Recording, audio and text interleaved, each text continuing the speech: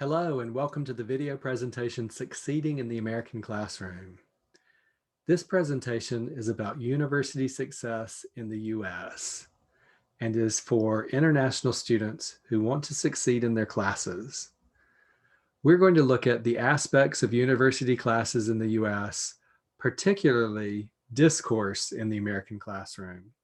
We'll look at how to succeed with tasks in your American classroom and with group work in your American classroom. Let's begin by looking at aspects of your university classes. Class structure can vary widely in the United States depending on where you study and what you study. If you study at a large university, it can be very different from a small university. If you study in different parts of the country, your classes can also be very different. What you study can also have an effect on class structure. For instance, if you're studying sciences or math versus studying art and design, your class structure can be very different. We also have differences between traditional and modern classes. Traditional classes tend to be teacher-centered or passive. Traditionally, classes are taught by teachers in lectures. Teachers will give information to students. Students will study the information, be tested on information, and will passively receive and study information. In a more modern approach to education, education is student-centered. So students will do project-based work or problem-solving activities, and teachers are more facilitators in these classrooms. Now, even though we do have quite a variation of class structure in the United States, we do have some common aspects. So the common aspects of university education in the United States are that university education tends to be project-based learning. So students are often given projects with learning objectives. So they have to do research, find information, and present those projects to their professors and to their classmates. University education is question-based versus telling-based. So sometimes we do have lectures in classes, but students are encouraged to question information, to research, and to find answers on their own about what they're studying. University education depends on peer instruction. So students are learning from other students. So we are learning in our classrooms from other students' projects, from other students' questions. In American universities, we are learning through problem solving. Teachers as facilitators often give students problems to solve.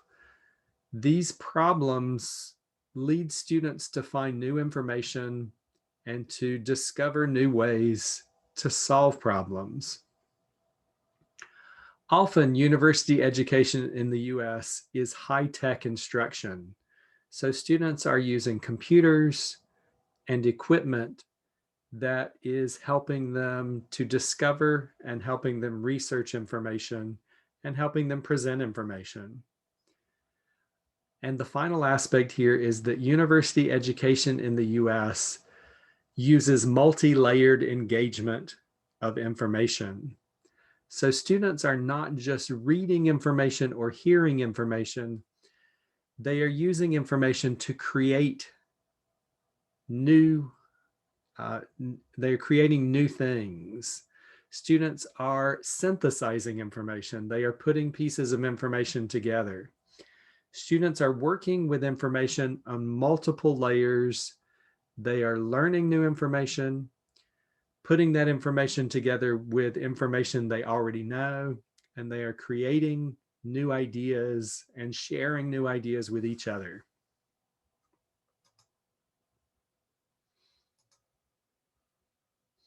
Now, let's look at discourse in the American classroom, particularly from a skills-based model.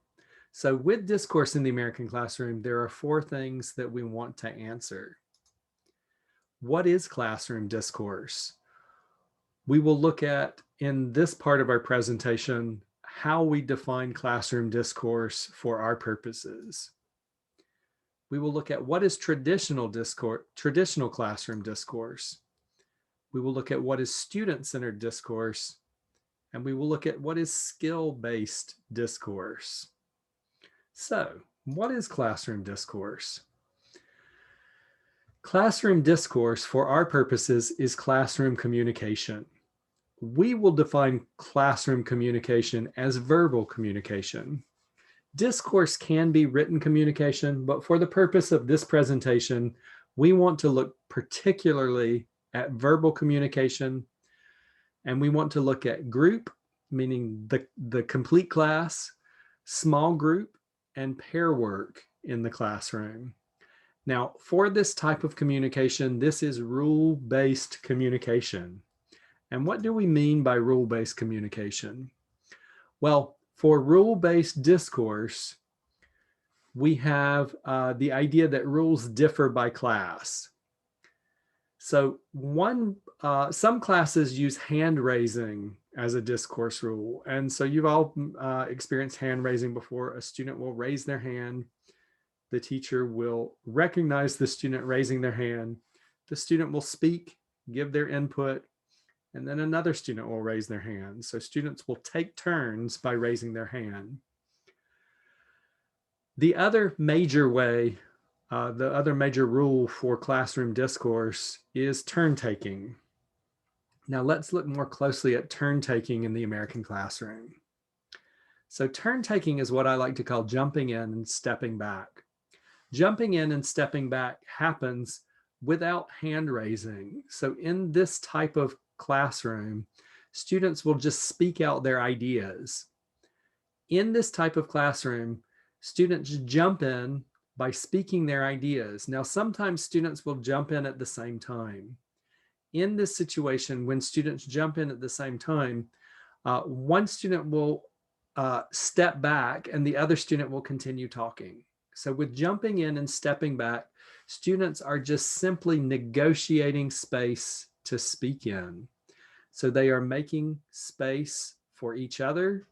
So if 2 people are speaking at the same time, one person simply stops speaking and allows room for the other person to speak. When that person is finished speaking, the other person will step in and give their ideas. Now, there are several things we want to mention about jumping in and stepping back. Jumping in and stepping back can look chaotic and create anxiety. Now, this is not just true for international students. This may be even true for American students in large groups. But jumping in and stepping back is rule-based. This is not chaos. There are rules to follow. So the rule here is that if you jump in and you're jumping in at the same time as someone else, then you either continue speaking or you step back and let the other person speak. It is important to know that it is not rude to negotiate your turn to speak. This is a very important skill to confidently master. We are simply making room for each other to speak. It is like a dance. This takes time to master, but it is very worthwhile to practice this. It is a very good skill to have. Okay, let's look at traditional versus student-centered discourse. We touched on this a little bit before with traditional versus student-centered ideas. So in a traditional classroom, we have an ask, answer, or call, respond discourse. So with ask, answer, the teacher asks questions and the students answer. This is traditional discourse. Or the teacher calls and the students respond. So the teacher will call out information and the students will respond with an appropriate response. In this situation, the communication goes from the teacher to the students and from the students back to the teacher. We will look at this in more detail when we talk about roles, but this is the traditional student, this is the traditional method of discourse. Now, for student-centered discourse, the student does not wait to engage. In the traditional model, the teacher calls on the student and the student answers. For the student-centered model, the student doesn't wait. The student speaks when they have something to say. So if the student has a question, they ask. If the student has something to add, they jump in. In this model, the teacher is the facilitator. So the teacher is not telling the students when to speak. The teacher is simply giving the students an environment in which to explore and in which to speak. With skill-based discourse, what we want to think about is a skill-based discourse model that is based on skills and markers. So let's look at what that means. So discourse skills answer the question of what do I want to do? So a discourse skill is what do you want to do in a classroom conversation or in a group conversation? So here is a list of some discourse skills. These can be agreeing or disagreeing, questioning. They can be asking for clarification. Now, the first thing here, a response token. A response token shows that you're listening it, and it can be as simple as shaking your head. So what do I want to do? I want to show that I'm listening. The discourse marker is shaking my head, or it can be simple as saying, uh-huh, uh-huh, uh-huh. So the skill is what do you want to do? And the marker is what do you say? So we have here in the presentation, we have a PDF that lays these out for you. So for disagreement, yes, but questioning, really? Oh, so we have a lot of discourse markers here. I will let you look at those on your own.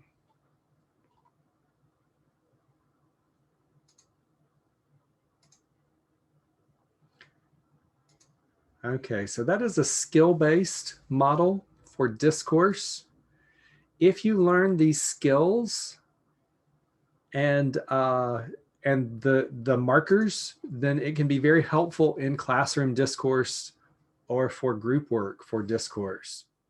Now, there's another way to think about discourse, and that way is to think about roles in the American classroom. So discourse in the American classroom, looking at a role model. So for traditional roles, we've already touched on this. With traditional roles, the teacher speaks to the student by asking questions, and the student responds to the teacher. The teacher speaks to the student by giving information, and the student gives information back to the teacher that the teacher is looking for.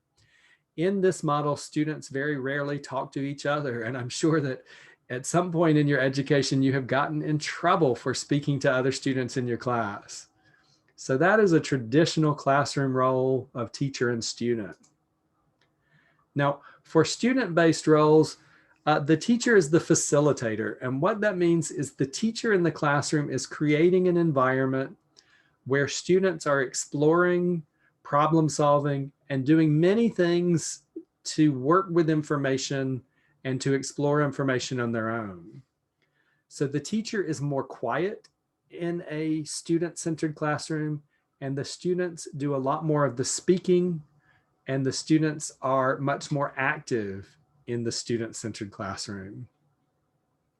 So let's look at some of the student roles in a student-centered classroom. So the teacher facilitates, and maybe we have a student leader. If a student is acting as a leader in the classroom, they are helping other students. We may have students acting as problem solvers. Students in a student-led classroom, they are going to be doing many roles at the same time. So a student may be acting as a leader. They may also be acting as a problem solver, where the teacher has created a problem for the students to solve to explore a certain topic or idea. Students may all be recording in their notes, Or for group work, you may have one student who is recording for the group. Students may be acting as idea generators on a certain topic. Students may be acting synthesizing information. They may be bringing information in that they have researched, and they may be synthesizing it with new information. Students may be contributors. They may be bringing in their own information and contributing to that to the class through presentation. We may have a student acting as taskmaster. They may be keeping everyone on task for the day, telling everyone it's time to switch to a new task. And finally, we may have a student acting as a devil's advocate.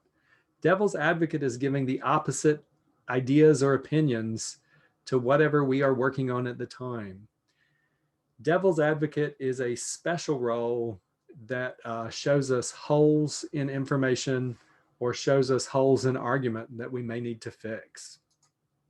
Now, with all of these, we have students who are working, speaking to one another. These students are not just talking to the teacher. They are sharing information student to student. They are synthesizing with each other. They are problem solving with each other. They are generating ideas together. They are contributing ideas one to another. So in this type of classroom, student to student contact is very important. So we also have teacher to student sharing of ideas in this type of classroom, but student to student sharing becomes very important. Student-student sharing is often called crosstalk, and American university classrooms rely on crosstalk. Now, in some universities, we have very large classrooms. These classrooms, crosstalk is very difficult, but that's partly why we very often work in smaller groups, and crosstalk is extremely important in these classrooms. We also have a role-based discourse PDF here that gives you some different roles and some information about roles in classrooms, and you can explore that on your own.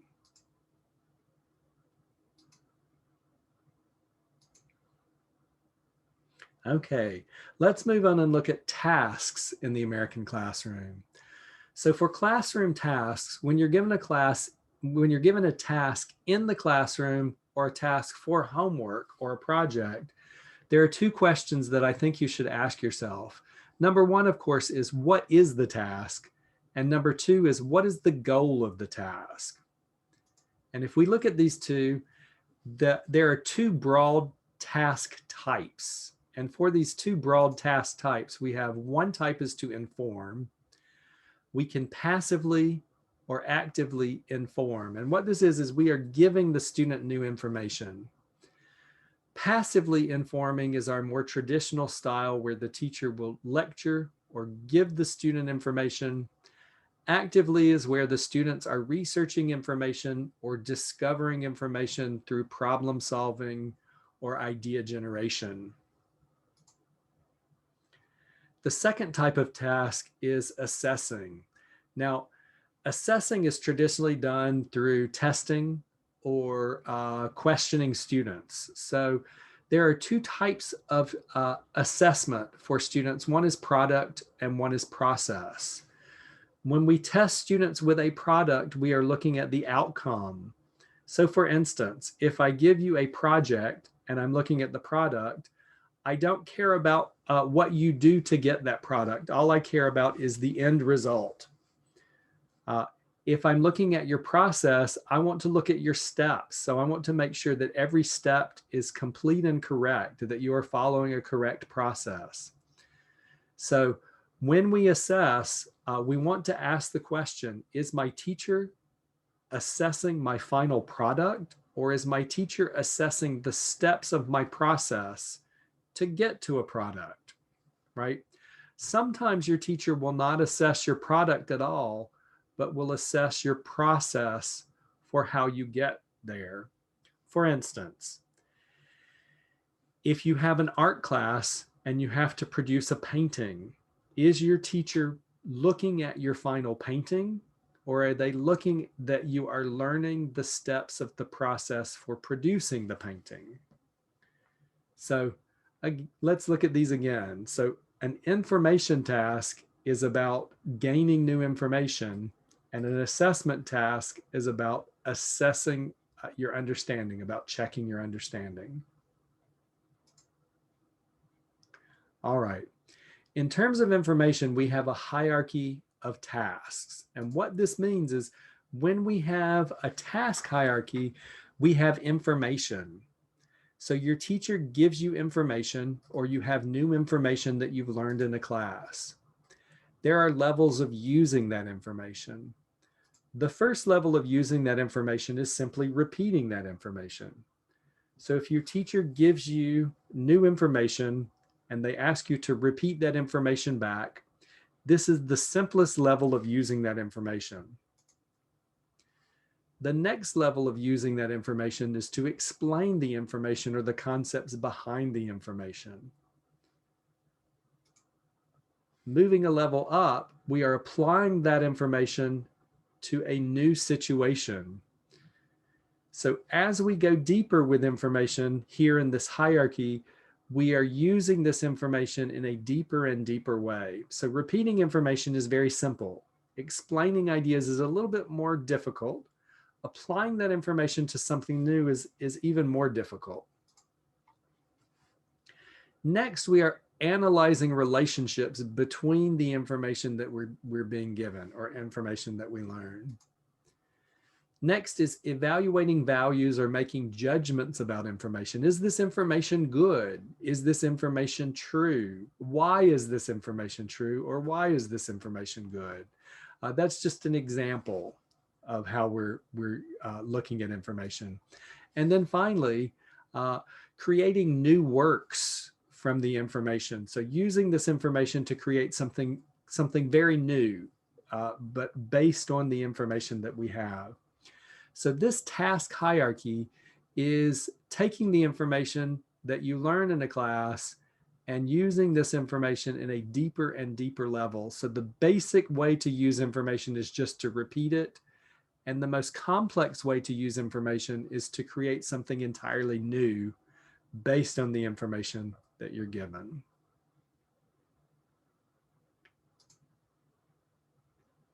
All right. The next thing about classroom tasks is going to be understanding our assignments. So when we're given information, we may be doing anything along this hierarchy. And so for an assignment task, we want to look at what is the purpose of the assignment? Where does this assignment fall in that hierarchy? Are we simply repeating information, or are we being asked to create something new? We want to look for verbs in the assignment description. Are we being asked to compare, contrast, summarize, examine, review, solve, create, discuss, explore, explain, present? So think about the level of the hierarchy. What are we being asked to do here? What is the purpose of our assignment? The next thing is what counts most for this assignment? So in terms of the outcomes, are we looking at process or product for the assessment? Are process and product weighted the same? Which is more important for the assignment? Is the teacher grading you on the process, or is the teacher grading you on the product? Is the teacher grading you on both, right? So when you look at an assignment, these are questions to ask yourself. If you do this, you can successfully create the assignment. You can successfully score quite high with your grades.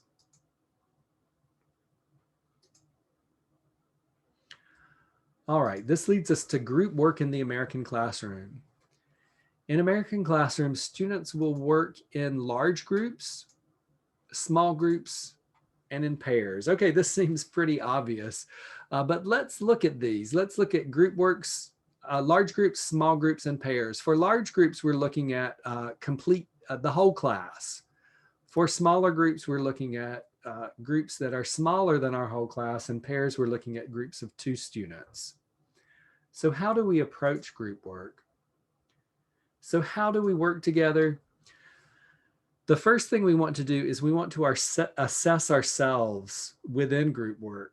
So The two things you do not want to do in a group is you do not want to dominate the group and you don't want to disappear. So a group work should have equal work for all students. You don't want to speak more than everyone else, and you don't want to speak less than everyone else. You want to make sure that everyone is doing their equal part. But to do this, you need to assess yourself. Are you speaking as much as other students? Are you speaking less than other students? Make sure that you are contributing to the group. The next thing is you want to include quiet members. If you find yourself speaking more than others, then make sure that you are asking the opinions of the quiet members in your group. Make sure that you are bringing those students in. Do not dominate quiet students. Make sure that they are being heard in your group. You want to create an active environment. So at the same time that you are bringing in quiet students, you want to make sure that you are not dominating the group, that you are creating an active environment, that you are actively engaging other students, and that you are all speaking together. Peer teaching is helping each other learn. This is extremely important in the American classroom, as we mentioned before. So with group work, it's very important that you create an environment where you are all learning together and working together. Now, we are not addressing problems with group work in this particular presentation, but there are plenty of places online where if you do have problems with group work, you can seek out help for that. The number one problem that most students have with group work is that they feel that they're not contributing enough to group work, or they feel that they are being dominated in group work. And we'll talk a little bit about that in just a minute. So let's look at what is collaboration. So collaboration is sharing and synthesizing ideas. Collaboration is seeking group understanding, and collaboration is group processing and group production. So what we mean here is that we are not just dividing the ideas. We are working together to put our ideas together as one unit. So we have to synthesize ideas. We want to understand things together as a group. So we want to make sure that we understand the ideas and that our group members understand the ideas. And finally, we are going to process together and produce together. So in our last section, we talked about processes and production. Group work is about understanding and dividing roles. So with roles, we talked about roles in our last section, about discourse roles. In our next section, we're going to look more at these roles and how to divide these roles. So what collaboration is not? So collaboration is not privatization of work. So privatization of work is when I take one part of the presentation, another person takes a different part of the presentation, and we just simply put those two together.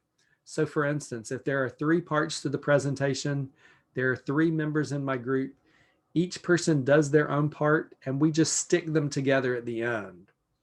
This is not collaboration. This is 3 independent people working who have just put 3 parts together.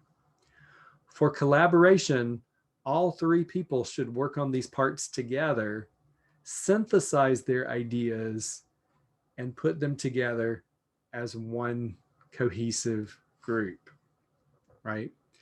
Now, collaboration is also not ego-think. So ego-think is there's one person who is pushing their ideas on everyone, and everyone just agrees with their ideas. So collaboration is not clone think, which is everybody just agrees with the ideas that are put on them. So it's very important that we all have our say, that we all talk about our ideas. So Dividing roles, not work, is very important because when we divide roles, we have someone in our group who is a leader. They make decisions about maybe the time that we meet. They make decisions about how we talk about things. They make sure that every person is being heard. We have someone in the group who is taking notes. Their role is to take notes.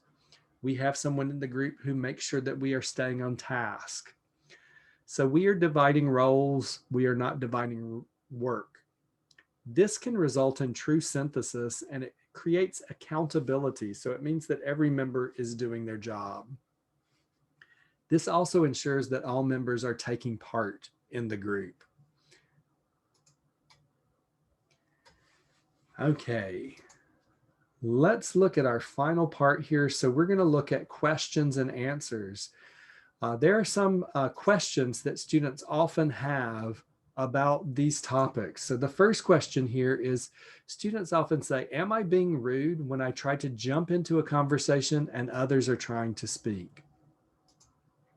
No, you are simply navigating space to share ideas. Now, students may often feel this way because of differing cultural norms. So in American culture, this jumping in and stepping back is very normal. Now, students often do this and are often very good at doing this in social settings. So very often this is perfectly okay in a social setting in many countries, many cultures. But many students have been taught in their country of origin that this is not polite in the classroom. Now, it's culturally different in the United States. So this is perfectly fine in the classroom. It is perfectly acceptable in the classroom to have this jump in and step back situation happen. So don't be afraid to use this in the classroom. Look at what other students are doing. It is not rude at all. It is just something that you need to practice and learn to do and become confident with doing. The next question here is, what if I'm just a shy person or a quiet student? And the answer to that is it's okay. You can be shy or quiet and still actively engaged in class. If you are a shy or quiet student, I suggest that you cultivate these habits. You should speak to your professor and classmates daily. So when you walk into class, come to class early before class starts and just speak to your professor daily. Speak to your classmates daily. Hi, how are you today? The next thing is to use response tokens. When you're in class, don't keep your head down all the time. Make sure that you are looking at whoever is speaking. If the teacher is speaking, look at the teacher. This is a response token. If another student is speaking, turn and look at that student. Nod your head yes. This is a response token. It shows that you are listening. If you're in a small group, just simply say yes, yes, when someone is speaking. It shows that you are listening. You do not have to have gigantic responses. So the last thing here is relax and respond. It is perfectly fine to respond in very small ways. So just relax. Remember, you do not have to say very significant things in class. It's just important for you to relax and understand. So make sure you are participating in class and that you're just relaxing and that you're there. All right, our final question here is, what if other students are faster and say what I think first? What if they're just more talkative than me? Don't worry. Remember skills and roles. Your input doesn't always have to be novel. And what novel here means is new. So you don't have to say something new every time. You can simply agree with the student before you. Me too. I agree. You can disagree, not me, right? So remember these skills, discourse markers. We can do things like ask a question. We can interject. We can ask for clarification. We can even just shake your head. Remember, do something, right? Any response is better than no response. Remember, the worst thing you can do in the American classroom is disappear. And I'm going to repeat that because I think that this is a very important thing for students to remember. Remember, the worst thing you can do in the American classroom is disappear. If you disappear in the American classroom, then your grade is very often going to disappear. Okay, guys. That is going to be it for this presentation on succeeding in the American classroom, university success in the US. I hope that you've learned something from this presentation today, and I want to finally say thank you today, and I hope that you enjoyed it.